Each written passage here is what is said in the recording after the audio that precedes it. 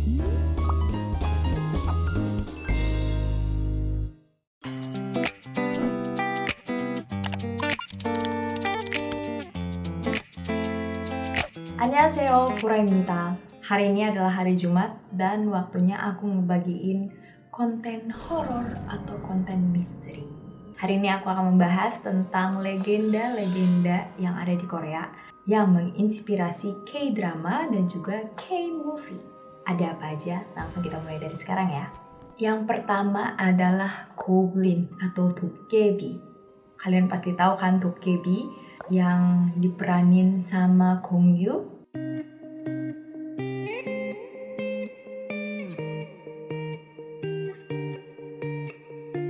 Dokkaebi ini diyakini memiliki status yang sama dengan dewa dan memiliki banyak kemampuan. Jadi dia ini gambarannya sama seperti yang ada di drama itu, yang waktu dia bisa ngelakuin apa aja serta membantu orang-orang yang membutuhkan. Beberapa sumber sastra itu menjelaskan bahwa memang awalnya di Korea itu menyembah Dokkaebi, sama seperti menyembah Tuhan. Jadi kan dia adalah dewa kan.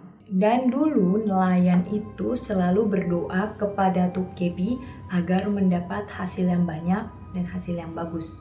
Tapi di sumber sastra lain, ada yang berkata bahwa Dokkaebi ini dia suka menyihir wanita.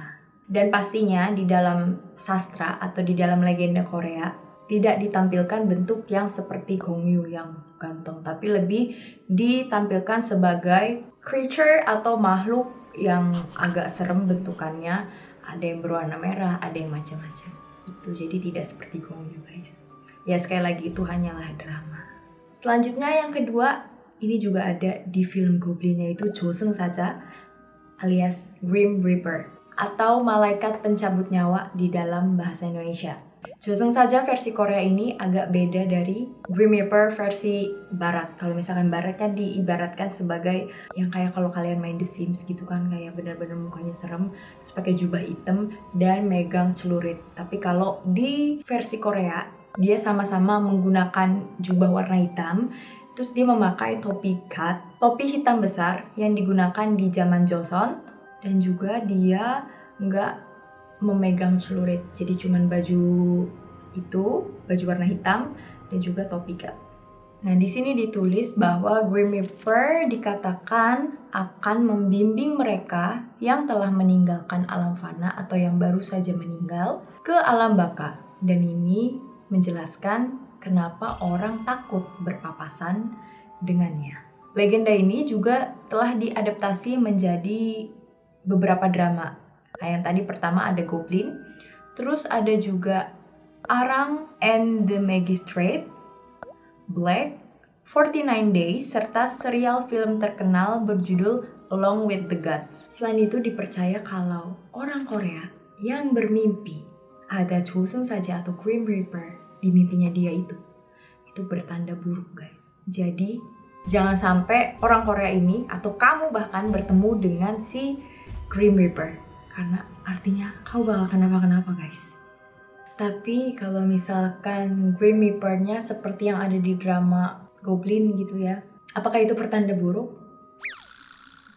구독, 좋아요, 댓글, 알림 설정까지 부탁드립니다.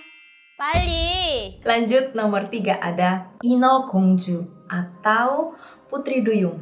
Kayak aku pikirnya kan cuman di barat doang kan, dan ternyata legenda Korea itu ada juga. Jadi dulu guys, pada masa dinasti Joseon, seorang sarjana bernama Yu Myung-in mengumpulkan berbagai cerita rakyat dan menyusunnya ke dalam sebuah seri yang disebut Ouyadam. Jadi mungkin kayak dia bikin kumpulan cerita rakyat gitu ya. Di dalam satu cerita itu ada tentang seorang nelayan yang menyandra Putri Duyung. Kalian udah pernah nonton Legend of the Blue Sea belum? Ya kan di situ juga ada kan cerita tentang si Jeon Ji-yeon jadi mermaid atau Putri Duyung.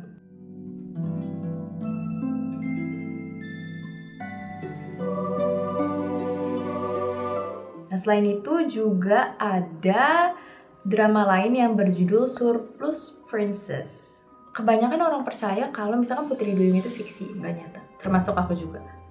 Tapi ternyata ada loh Putri Duyung di Korea. Jadi sebenarnya bukan Putri Duyung asli, tapi lebih ke orang. Jadi di Pulau Jeju itu ada kumpulan wanita-wanita. Namanya atau sebutannya adalah Haenyo. He itu laut. Nyo itu wanita. Jadi wanita laut. Apakah mereka Putri Duyung?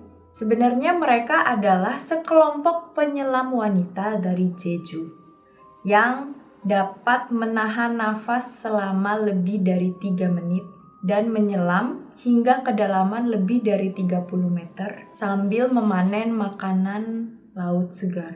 Jadi mereka udah terbiasa untuk menyelam 30 meter. 30 meter itu dalam loh guys. Dan juga nahan napas 3 menit. Saya 1 menit saja sudah capek. Ini mereka karena sudah terbiasa kali ya, 3 menit. Respect. Selanjutnya ada Gumiho. Pasti kalian tahu kan, Gumiho ini udah terkenal banget. Banyak banget drama yang bikin tentang si Gumiho. Gumiho ini dia aslinya adalah legenda atau sosok yang ada di cerita rakyat. Basicnya dia adalah serigala berekor 9. Menurut legenda Korea, jika rubah hidup lebih dari 1000 tahun, maka ia akan menjadi roh yang mampu mengambil bentuk yang berbeda. Dan bentuk favoritnya adalah seorang wanita muda cantik yang memikat pria. Jadi sebenarnya ini kayak lebih serem gitu kan, kayak memikat pria habis itu dimakan. Nah, tapi di drama lebih ke ringan gitu kan daripada cerita aslinya.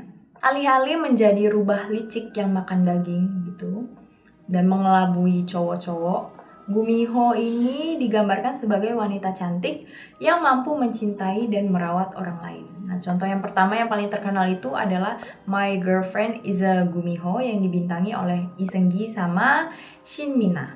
Kan awalnya aku bilang dia mengambil rupa seorang perempuan, tapi di drama lain kayak Tale of Gumiho sama My Roommate is a Gumiho, ini Gumiho-nya diceritakan sebagai seorang pria dan prianya tampan. Intinya dia adalah siluman, dia bisa jadi perempuan dan juga jadi laki-laki. Ya sekian dulu guys, hari ini kita udah ngebahas tentang legenda Korea yang ternyata menjadi inspirasi untuk drama Korea. Jangan lupa juga nanti aku bakal bikin part 2 yang lebih serem lagi, ada hantunya juga. Jadi jangan lupa untuk nontonin konten-kontennya Bonas Sam setiap hari Jumat karena kontennya misteri guys. Sekian dulu video hari ini, jangan lupa untuk 구독, 좋아요, 댓글, 알림 설정까지 부탁드립니다. 다음에 봐요. 안녕.